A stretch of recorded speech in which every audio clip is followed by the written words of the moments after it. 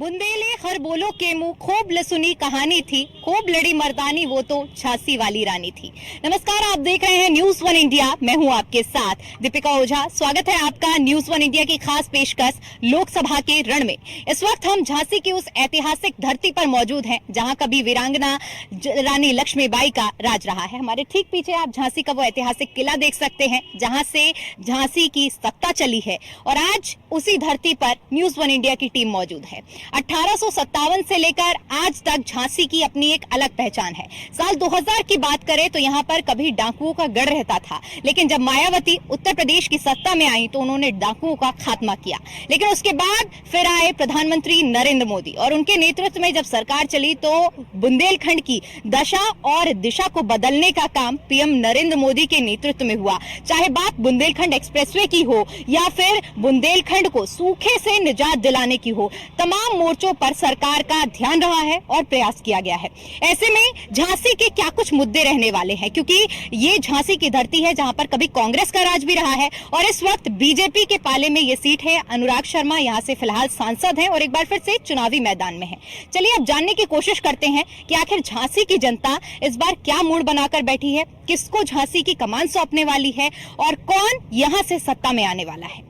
तो चलिए, झांसी की जनता इस वक्त हमारे साथ मौजूद है, इनसे जानते हैं कि इस बार क्या मन इन लोगों ने बनाया है। महिलाएं हैं, सबसे पहले महिलाओं से शुरू करते हैं, फिर आगे बढ़ेंगे। क्या मूड बनाया आप लोगों ने? झांसी की सीट निकालेंगे, कमल का फूल खिलाएंगे हम लोग सारे। किन मुद्दों पर इस बार मतदान होने वाला है?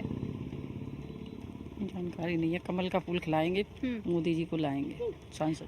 मोदी जी को तो लाना है। आप लोगों ने कहा कि जिस तरह से आप लोगों का विजन रहा है कि मोदी जी को लाना है, लेकिन झांसी के क्या अहम मुद्दे हैं जिन पर इस बार चुनाव हो रहा है, मतदान हो रहा है? भाई देखिए, सबसे पहले तो बुंदेलखंड का विकास जो आज तक किसी सरकार ने नहीं किया, वो हमारे बुंदेलखंड का विकास हो रहा। और सबसे बड़ी बात, हमारी महिलाओं में इतना ज्यादा उत्साह है, इतना निडर हो कि झांसी में निकल रही है, रात में हो सुबह हो, सब बहनें बेटियां मेरी सारी सुरक्षित हैं। इसलिए झांसी के बुंदेलखंड का जो विकास हो रहा है, इसके ऊपर मतदान हमारा फूल ही खिलेगा। क्योंकि पूरे देश में जब बात होती है महिलाओं की तो उन्हें एक मिसाल दी जाती है रानी लक्ष्मीबाई की, और ऐसे में आप लोग झांसी में रहने वाली महिलाएं हैं, क्या आप लोग बदलती हुई दिशा को देख रही हैं? कैसे महसूस कर रही हैं 10 सालों के काम को, और झांसी में क्या बदलाव देख रही हैं? झांसी में बहुत सारे बदलाव हुए हैं, जैसे कि आजकल लड़कियां सुरक्षित हैं और शिक्षा में बदलाव हो रहे हैं, और हमारी झांसी बहुत सुंदर भी दिखने लगी है। देखने में सभी तरह का विकास हो रहा है, इसलिए हम लोग तो कमल का ही खिलाएंगे। आप एक गृहिणी हैं, घर चलाती हैं, तमाम आरोप बीजेपी पर लगते भी हैं, क्योंकि महंगाई से लेकर तमाम चीजें, चाहे गैस सिलेंडर की बात करें, क्या आपने महसूस किया है इन 10 सालों में, और किसको वोट देने वाली हैं? हम लोग सबसे पहले तो ये कहें कि हम सारी बहनों को सम्मान मिला है। इस मोदी जी ने जितना सम्मान दिया है, आज की तारीख में कोई भी पार्टी हम लोगों को सम्मान देने वाली नहीं है। महिलाएं बाहर निकलती हैं तो सिर्फ सम्मान के लिए ही निकलती हैं, उन्हें लगता है सिर्फ सम्मान मिले, पैसा को एक तरफ रख के चलती हैं। क्या पैसा कोई चीज नहीं है, हम लोगों के लिए सम्मान सबसे बड़ी चीज है। और दूसरी बात की, हमारी गांव की महिलाएं जो कि चूल्हे पे खाना बनाती थी, बेचारियों की आंखों के लिए मोतियाबिंद हो गया, कुछ भी हो गया, उसके लिए हमारे मोदी जी ने सबसे बड़ा प्रयास किया है कि हमारी सारी बहनों को गैस की व्यवस्था है, एक शौचालय की व्यवस्था है। कि हमारी बहनें बाहर जाती थी तो हमारे भाई निकलते थे तो गाड़ियों की बत्ती बंद कर देते थे, उनको भी शर्म लगती थी कि हमारी बहन रोड पर बैठी हैं। तो सबसे बड़ी व्यवस्था हम लोग महिलाओं को ये चीज मिली है। ये 2 चीजें, आवास मिला है, जैसे कि हम लोग झोपड़ियों में हमारी बहनें कुछ रहती थी, बेचारी परेशान होती थी, उनको बच्चों को स्कूल की शिक्षा नहीं हो पाती थी, तो आवास की व्यवस्था हुई है। ये सब हमारे काम, हम लोगों को, नारियों के लिए, हम बहनों के लिए ये सबसे बड़ा काम है। किसको इस बार झांसी में आपने मूड बनाया है कि काबिज कराना है? देखिए, हम लोगों ने मूड उसका बनाया है कि जिसने हम लोगों को सम्मान दिलवाया है। ठीक है, मोदी जी के नेतृत्व में जो सरकार चलाई है, उसमें देखिए ना, पहले घर का मुखिया एक पुरुष कहा जाता था, है ना, और जब भी कोई लड़ाई जाती थी तो महिला से सीधा कहता था कि निकलो मेरे घर से, और घर से बाहर निकाल दिया जाता था। लेकिन आज मोदी जी ने एक बेटी बचाओ बेटी पढ़ाओ तो मतलब उठाया ये कदम, और जिसके तहत बेटियां वाकई में आगे बढ़ रही हैं और पढ़ भी रही हैं। और आप देखिए, जमीन से लेके आसमान तक आप हर जगह देखिए, आज महिलाओं का नेतृत्व है। सबसे बड़ी बात, आज आवास जो होते हैं, आवास के जो लोन होते हैं या आवास होते हैं, वो किसके नाम पर होते हैं? हम महिलाओं के नाम पर होते हैं। मान लीजिए कल हमारी लड़ाई होती थी तो पुरुष कहता था आप निकलो हमारे घर से, लेकिन इन केस अगर आज कहीं लड़ाई होती है और पुरुष हमसे कहता है कि आप निकलिए हमारे घर से, तो आज हमको हम मोदी जी, भाई जी ने पिता के रूप में ऐसा सम्मान दिया कि आज हम कहेंगे अरे ये घर तो मेरा है, अगर आपको निकलना ही है और मुझ में कमी है तो इस घर से आप निकलिएगा। इसी तरह से आप राशन कार्ड भी देखिए, राशन कार्ड उन्होंने बनवाए हैं, उसमें मुखिया किसको बनवाया है? सब महिलाओं के नाम पर राशन कार्ड है। पहले पुरुषों के नाम हुआ करते थे। कल जब तक हम अपने पतियों के नाम से जाने जाते थे, पिता के नाम से जाने जाते हैं, आज हमारे पति और हमारा पिता, हमारे भाई राशन की जब दुकान पे जाते हैं तो बोला जाता है अरे नीता जी का राशन कार्ड है, ये सुमन जी का राशन कार्ड है, ये फलाने का कार्ड है। तो आज महिलाओं के नाम पर राशन, महिलाओं के नाम पर आगे जो योजनाएं, क्या आपको योजनाओं का लाभ मिल रहा है जो केंद्र सरकार की ओर से चलाई जा रही हैं तमाम योजनाएं? देखिए, मैंने तो कोई ऐसी पर्सनल योजना अभी ली नहीं है जिससे मैं कह सकूं, लेकिन हाँ मैंने महिलाओं से पूछा है तो उनको बराबर उसका लाभ मिल रहा है। अब आप कोरोना काल से देख लीजिए ना, महिलाओं को उनने जो खाते में रुपए डाले थे तो वो उनको मिले हैं, ऑनलाइन जो आए हैं क्या उनको मिले नहीं है? कोरोना काल में जो भी उनको सपोर्ट किया है वो सब उनको योजना का लाभ मिला है। आवास योजना का लाभ मिला है, शौचालय का लाभ मिला है, राशन कार्ड का लाभ मिला है, आयुष्मान का लाभ जिनके नाम पे है उनको मिल ही रहा है। बताइए, सारे लाभ मिल ही रहे हैं। जितनी भी योजनाओं से जो जुड़े हैं सारे लाभ महिलाओं को मिल रहे हैं। एक महिला होने के नाते, एक गृहिणी होने के नाते आप किस तरह से देख रही हैं? क्या लगता है आपको कि इस बार किसकी सरकार केंद्र में आनी चाहिए? बहुत अच्छी है। आज मैं आपको वो चीज बताऊंगी जो कि मोदी जी हम लोगों की दिनचर्या में शामिल हो चुके हैं। पिता बनके, भाई बनके, हर किसी की एक कहते हैं, महाराष्ट्र में कहते हैं मोटा भाई, कहते हैं ना मोटा भाई। छत जो होती है, छत जो कहते हैं वो मोटा भाई, मतलब कि पिता को, भाई को मोटा भाई कहा जाता है। तो हम आपसे कहेंगे, महिलाओं को ये संदेश देना चाहेंगे कि दिनचर्या में अपन सुबह सबसे प्रथम उठते हैं तो क्या करते हैं? मुंह हाथ धोते हैं। तो जल कहाँ से आया है? पहले महिलाएं कुआं से पानी भरती थी, हम लोगों ने भी गड्ढों से पानी भरा है। तो आज कहाँ से वो आया है? देखिए, वो मोदी जी ने, किसने दिया है? जल, मोदी जी। उसके बाद अपन क्या करते हैं? मुंह हाथ धोते हैं, शौच जाते हैं। पहले महिलाएं शर्म करती थी, सुबह अंधेरे में उठ के उजेला ना हो पाए और हम जाके तुरंत जो है शौच हो जाए। तो मोदी किसने दिया शौचालय? मोदी जी ने। ठीक, उसके बाद अपन क्या करते हैं? खाना बनाने की दिनचर्या करते हैं, चाय बनाने जाते हैं। जब चाय बनाने अपन जाते हैं तो किस चीज का इस्तेमाल करते हैं? हमें पूछना चाहते हैं अपनी बहनों से, किस चीज का इस्तेमाल करते हैं? गैस का। तो वो गैस किसने दी? उज्ज्वला योजना के तहत मोदी जी ने हमारे। उसके बाद अपन क्या करते हैं? नहा धो के, खाना खा के खाना बनाते हैं, घर पे जाते हैं। जब खाना बना के आटा गूंथते हैं तो आटा और चावल किसने दिया? हमें आपको लाभ मिल रहा है सारी योजनाओं का? सारी योजना का हम लोग खुद लाभ दिलाते हैं। हम अपने जिसको भी जिस चीज का भी है सब योजना का। उसके बाद जब हम लोग बीमार पड़ जाते हैं तो हमारे मोदी जी ने इलाज किसने कराया? मोदी जी ने कराया। सोने के लिए जब रात में सोते हैं तो घर किसने दिलाया? मोदी जी ने। मेरा कहने का मतलब यह है कि हम मोदी जी को यदि अपने दिनचर्या में शामिल करें तो हर चीज सुबह से लेकर रात तक हमें मोदी जी की योजना मिल रहा है। जो कि महिलाओं की कोई कद्र नहीं थी, कोई पूछता नहीं था। महिलाएं तो दबी कुचली थी, कोई पूछता ही नहीं है। तो आज उन्होंने महिलाओं को इतना आत्मनिर्भर बनाया है कि वो एक पिछड़े वर्ग से ऊपर न उठे। ताकि उनको ये भी सिखाया जा रहा है कि उनको अगर हमें शिकायत करना है तो कौन सी शिकायत कहाँ करनी है। बिल्कुल। आपका क्या मत है? क्या लगता है कि इस बार कौन बहुमत में आने वाला है और झांसी में क्या परिणाम रहने वाले हैं? हमारे अनुराग जी ही आएंगे झांसी में, तो और कोई सरकार नहीं आ पाएगी, क्योंकि मोदी जी ने बहुत अच्छा कार्य किया है, महिलाओं के लिए बहुत सम्मान दिया है। मोदी के चेहरे पर वोट करेंगे या अनुराग शर्मा के चेहरे पर वोट करेंगे? मोदी जी के चेहरे पर वोट करेंगे। आप किसके चेहरे पर वोट करने वाली है? प्रत्याशी के चेहरे पर या पीएम के चेहरे पर? देखिए, प्रत्याशी की आपने जो बात कही, तो हमारे जो प्रत्याशी हैं, हमारे लोकप्रिय सांसद जी, हमारे बड़े भाई, उनका तो कहना ही क्या है। आप जिससे भी चाहे, मैं नहीं कह रही, किसी से भी पूछ ले, जन जन की यही पुकार थी कि अब की बात फिर से अनुराग जी, क्योंकि 5 साल में ऐसा कोई व्यक्ति नहीं है जो उनके यहाँ से खाली गया हो। वो बात एक अलग है कि उनको काम भी इतने रहते हैं, अगर काम नहीं करेंगे, दिल्ली भी जाना है, मीटिंग भी अटेंड करना है, यदि वो नहीं करेंगे तो कैसे जनसभा करेंगे।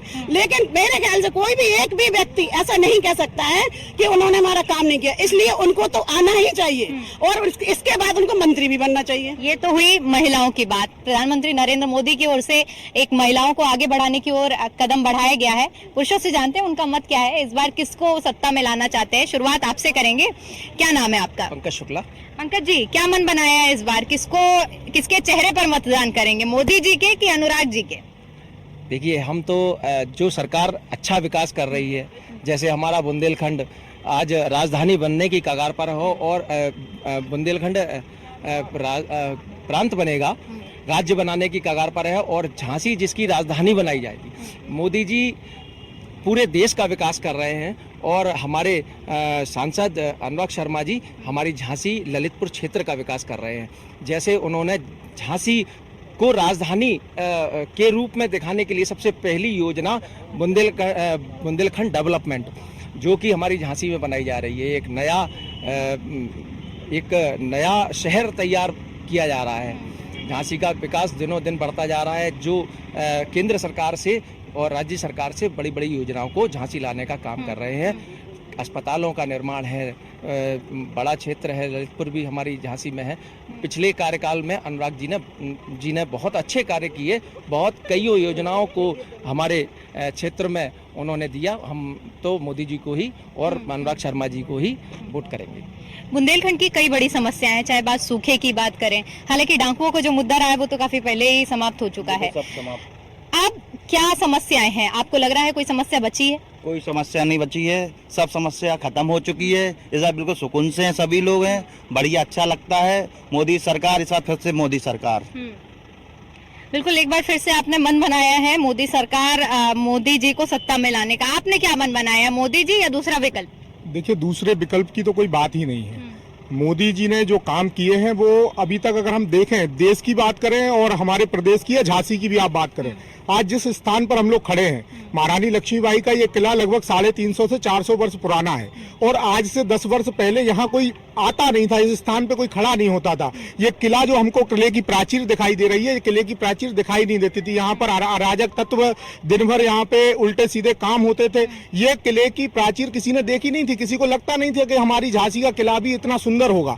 बात जब हम झांसी की करते हैं तो हम लोग देखते थे कि हम लोग जब झांसी के चौराहों से निकलते थे तो हर अगले चौराहे पे कूड़े का ढेर लगा हुआ होता था। लेकिन जब हमारे प्रधानमंत्री जी ने स्वच्छता अभियान चलाया और उसका बड़ा परिवर्तन हुआ कि आज हमारे झांसी में ही सैकड़ों सेल्फी पॉइंट बना दिए गए, तो ये बड़े परिवर्तन है। और भी आज जैसे रोडों का अच्छा होना हो, आज झांसी हमारा पिछले 10 वर्षों में महानगर के रूप में विकसित हुआ है। आप सनातनी वेशभूषा में हैं, इसलिए आपसे वही सवाल रहेगा मेरा, क्योंकि तमाम ऐसे बड़े मुद्दे हैं जो इस बार हावी होने वाले हैं 2024 के चुनाव में। क्या लगता है, राम मंदिर का मुद्दा कितना बीजेपी को एज देगा? देखिए, ऐसा है कि राम मंदिर का मुद्दा जो है वो अपनी जगह है। यहाँ पर जो है कई संगठन आए, कांग्रेस की भी सरकार आई, सपा की भी सरकार आई, लेकिन किसी ने इस चीज़ पर ध्यान नहीं दिया, जो कि हमारे माननीय श्री प्रधानमंत्री नरेंद्र मोदी जी और योगी जी सनातनी हैं और उन्होंने सबसे पहले इस चीज़ पर ध्यान दिया है। और ये ज़रूरी नहीं है कि चुनाव से ही संबंधित हो, ये उनका खुद का है और सबको लेकर के चल रहे हैं।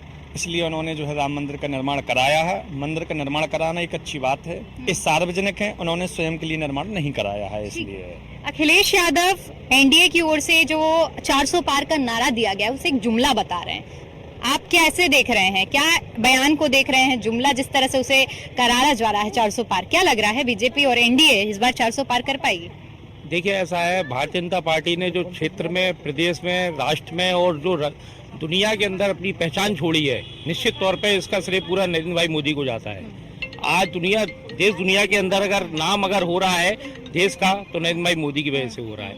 और रही बात अखिलेश यादव जी की, जिनका तो परिवार का पार्टी है, इनकी तो परिवार से चलती है। एक तरफ से उनकी वाइफ लड़ती है, एक तरफ उनका भतीजा लड़ता है, एक तरफ उनकी चाचा लड़ते हैं। ठीक, क्या लगता है इस बार कड़ा मुकाबला किसके बीच में है? नहीं, मुकाबला तो कहीं भी नहीं है, ये तो सब फालतू की बात है। लेकिन हाँ, ये है कि भाजपा के आने से जो शासन हो रहा है, इस शासन की हम लोगों ने इच्छा जाहिर की थी बहुत साल पहले, जो अब सत्यता में बदल गया है। तो रामराज सा लग रहा है, बिल्कुल रात के कहीं भी लेडीज घूम सकती है। पहले ऐसा माहौल था कि घर से निकलने में आदमी डरता था, लेकिन आज की स्थिति जो है वो वाकई में बहुत ज़्यादा अच्छी है। और मोदी सरकार आने के बाद जो उन्होंने कहा है वो करके भी दिखाया है, इसलिए ये सरकार बहुत अच्छी है।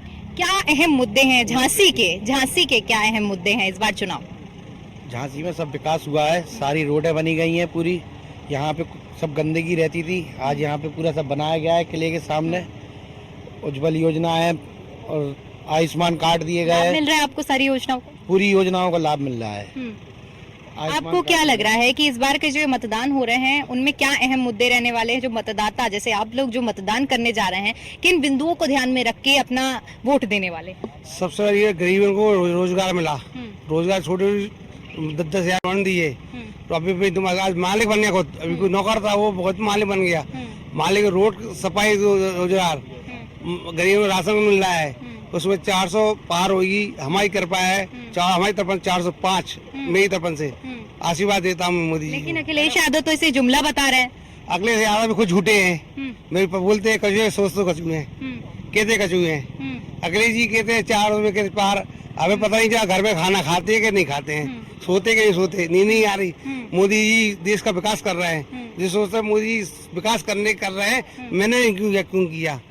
गठबंधन को लेकर क्या कहेंगे? इंडी गठबंधन जो बना है कई पार्टियों को मिलाकर, पहले उसमें थोड़ी फूट देखने को मिली, हालांकि अब थोड़ा सब कुछ ठीक चल रहा है और कांग्रेस में राहुल गांधी और सपा से अखिलेश यादव मिलकर रैलियां भी कर रहे हैं, प्रेस कॉन्फ्रेंस भी कर रहे हैं। गठबंधन नहीं है, ठगबंधन है वो, ठगबंधन है।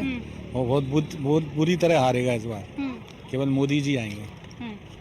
ऐसा आपको क्यों लग रहा है? क्या विचार हैं और एक मतदाता होने के नाते आप क्या सोच रहे हैं कि किन बिंदुओं पर इस बार जीत होने वाली है? विकास, कितना विकास हो चुका बुंदेलखंड में, हमारे झांसी में पहले कोई आता नहीं था, अब तो पूरी टूरिस्ट हैं, सब लोग यहाँ आते हैं, किला देखने आते हैं, ठीक है ना, बस इसी वजह से।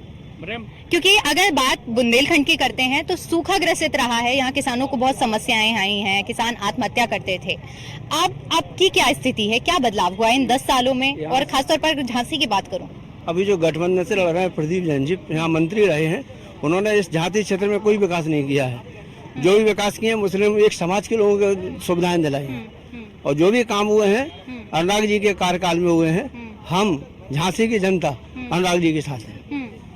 आपने इस बार क्या मन बनाया है? इस बार के चुनाव में किसको जीत दर्ज करानी है? नरेंद्र मोदी जी को पूरा जीत का श्रेय जाएगा इसमें। इस बार भाजपा 400 पार करेगी और झांसी लोकसभा सीट तो कम से कम 4 लाख से 5 लाख के वोट से हम मार्जिन से जीतेंगे। कितने सालों से रह रहे हैं झांसी में आप? जन्म यही हुआ है। जन्म यही हुआ है, तो आपने हर एक दौर को झांसी में देखा होगा, जब डाकुओं का भी राज रहा है झांसी में और आज का दौर भी है। कितना बदलाव देख रहे हैं? नहीं, डाकुओं का राज तो आया नहीं। बुंदेलखंड में? बुंदेलखंड, हाँ, झांसी में नहीं रहा। झांसी तो साफ सुथरी। बुंदेलखंड की अगर बात करें ओवरऑल, तो बुंदेलखंड का जो डाकुओं का गढ़ माना जाता था, तब से लेकर अब के बुंदेलखंड में क्या तस्वीर बदली हुई है या नहीं? नहीं, बुंदेलखंड में पूर्ण रूप से विकास हो रहा है और कांग्रेस जब तक तुष्टीकरण की राजनीति करती रहेगी, कर्नाटक में मुसलमानों को 4% जो है आरक्षण देगी, सीए का विरोध करेगी, यानी हिंदुओं को नागरिकता नहीं देनी है, जब तक गर्त में जाती जाएगी। तुष्टीकरण की, भ्रष्टाचार की राजनीति को छोड़ना पड़ेगा। जब ये करती रहेगी, हमारा परचम बढ़ता रहेगा। महिलाओं से बात करते हैं, क्योंकि पानी की समस्या रही है बुंदेलखंड में। ऐसे में क्योंकि हर एक मुद्दे पर बात की है उनसे, पानी की समस्या को लेकर भी बातचीत करेंगे। क्या, क्योंकि बुंदेलखंड में सूखे की बहुत समस्या रही है, किसानों को भी उससे दिक्कतें होती है। आप लोग गृहिणियां हैं, आप लोगों को घर के कामकाजों में भी बहुत दिक्कत रही होगी। क्या सूखे की समस्या से निजात मिला है? क्योंकि मोदी सरकार की ओर से हर घर नल जल योजना भी चलाई गई है, उसका लाभ मिल रहा है आप लोगों को? बिल्कुल। हम लोगों को अभी सवेरे जगह 5 बजे नल आते थे। शहर वाले, सीपरी वाले हमारे यहाँ बहुत परेशान रहते, बेचारे सो भी नहीं पाते थे नल के चक्कर में। 4 बजे हम लोगों को जागना पड़ता था। तो वो हम लोगों को मोदी जी ने बहुत जल का व्यवस्था करके अब हर घर जल की व्यवस्था है। महिलाओं को अधिकार देने के लिए नारी शक्ति वंदन अधिनियम इस बार भारतीय जनता पार्टी की ओर से पारित करवाया गया है। उसको लेकर क्या कहेंगी? क्या आप लोग एक महिला होने के नाते उसको लेकर सोचती हैं? क्या आप लोगों का मत है? मैम बिल्कुल अति उत्साहित है। देखिए, राजनीति में कहीं ना कहीं महिलाएं उपेक्षित रहती थी, लेकिन अब जो उन्होंने आरक्षण लागू जाएगा उसमें उनको 33% आरक्षण में हम लोगों को वहाँ लोकसभा में जाएंगे, हम लोग भी अपने देश को रिप्रेजेंट करेंगे हम लोग। तो ये तो मेरे महिला शक्ति को उन्होंने बहुत मजबूत किया है, इसके लिए तो हम लोग उनको बहुत बहुत धन्यवाद देते हैं। और बहुत अच्छा बिल आगे पारित होगा, हम लोगों को भी आगे बनने का मौका मिलेगा। पिछले 10 सालों में मोदी सरकार की ओर से बदलाव किया गया है, काम किया गया है, आप लोग जैसा कह रही हैं। आप क्योंकि देखिए हर एक जगह कुछ ना कुछ कमी रह जाती है। आने वाले 5 सालों में जिस तरह से आपने बताया है कि आप लोग फिर से एक बार मोदी सरकार चाह रहे हैं, तो वो क्या काम आप लोग चाहेंगे कि ये बदलाव हो आने वाले 5 सालों में? बहुत कुछ किया है सरकार ने, बीजेपी ने, महिलाओं के लिए भी, सभी के लिए, हर कैटेगरीज को देखते हुए उन्होंने बहुत अच्छे अच्छे काम किए हैं। कुछ टाइम पहले जब सपा शासन यहाँ हुआ करता था तो हम लोगों ने ऐसा वक्त भी देखा है कि 3-3 दिन बिना लाइट के हम लोग रहे हैं। और आज का वक्त ऐसे ही कि मैं स्वयं नैना बाखरे, अगर मेरे पावर हाउस गल्ला मंडी में फोन करती हूँ कि लाइट नहीं आ रही है तो विद इन सेकंड वो कहते हैं मैम थोड़ी सी समस्या होगी, अभी लाइट आएगी। तो मतलब एक फोन कॉल करने का, मैं एक समाज सेवी हूँ, मेरे कॉल करने का इतना इफेक्ट पड़ता है, कॉल लाइट आ जाती है। तो सरकार और क्या दे, इतना सब तो कुछ सरकार दे रही है कि हम लोग खुद पावर में मानते हैं कि बदलाव हुआ है। आप लोग क्या सोचते हैं, क्या लगता है बुंदेलखंड की दशा और दिशा, जिस तरह से पीएम मोदी ने कहा था कि सब बदली जाएगी, बदली है या नहीं बदली? बदली है, पूरी बदली है। बहुत कुछ हुआ, बदलाव हुआ है। आज बहू बेटियां वगैरह, पहले समाजवादी पार्टी की सरकार में ये था कि बेटियां अकेली जा नहीं सकती थी, प्लॉट खाली नहीं रहते थे, अगर बाउंड्री अगर प्लॉट पे है नहीं तो वो प्लॉट कब्जा हो जाता था। और उनने जो नारा दिया था ये सही दिया था कि समाजवादी का नारा, ये प्लॉट खाली हमारा है। महाराज जी के और माननीय मोदी जी के नेतृत्व में ये आज की स्थिति में बहुत अच्छे हैं। आज ये बहू बेटियां वगैरह बाहर शौचालय में जाती थी, आज शौचालय मिले हैं, सिलेंडर मिले हैं, मतलब मकान मिले हैं। और कई समस्याओं से दवाइयाँ वगैरह कभी मिली हैं किसी को, जो आज गरीबों को जो मिल रही हैं वो आज तक किसी को नहीं मिली। लाइट आज तक हम लोगों ने बिल पूरा देते थे 3-4 हजार। झांसी के रहने वाले हैं आप? जी सर। क्या मन बनाया है इस बार, किसको वोट देने वाले हैं, किसको सत्ता में लाने वाले हैं? मिलजुल कर कई दलों ने दल बंधन लिया बनाए और बंधन कर जनता से कह रहे कि दल दल में आ जाए। राम राज में जनता रह रही, दल दल में न जाए। और योगी जी है मुख्यमंत्री और मोदी जी प्रधानमंत्री, सो अमन चैन से खाए और खटका किसी बात का ना है। भैया बहने सभी समझ गए परिवार। और कश्मीर से कन्याकुमारी जन जन कहे पुकार, फिर से एक बार मोदी सरकार और अब की बार 400 पार। क्या काम करते हैं आप? मैं आर्टिस्ट हूँ, लेखक हूँ, कवि हूँ, बीजेपी का धुआंधार प्रचारक हूँ। अच्छा, प्रचार भी करते हैं बीजेपी का, बहुत शानदार। तो क्या माहौल लग रहा है? बहुत बढ़िया माहौल है। कैमरे को देख कर क्या माहौल लग रहा है? आप कह रहे हैं आप बीजेपी का प्रचार कर रहे हैं, तो क्या माहौल लग रहा है इस बार झांसी में? मैं बताता हूँ। विपक्षों की सरकार में अपराधी अपराध कर सुख से रहते सोए और जनता बेचारी परेशान थी, फरियाद न सुनता था कोई। और बीजेपी के राज में जनता अमन चैन से सोए और अपराधी है जेल में बैठे बैठे करम ठोकरे रोए। अखिलेश यादव कह रहे हैं कि एनडीए ने जो कहा है कि 400 पार का नारा दिया है एनडीए ने, उसको जुमला बता रहे हैं, उस पर क्या कहेंगे? कुछ उस पर भी लिखा है आपने? जब बनी विपक्ष सरकार करो है सभी ने भ्रष्टाचार, जनता पे खूब किया है अत्याचार, नियम सब तोड़ डाले। बीजेपी की है सरकार, डबल इंजन की है सरकार। देश में प्रदेश में विकास के डबल ही चल रहे कारोबार। बीजेपी नियमों को जोड़ती है, विपक्ष नियमों को तोड़ती है।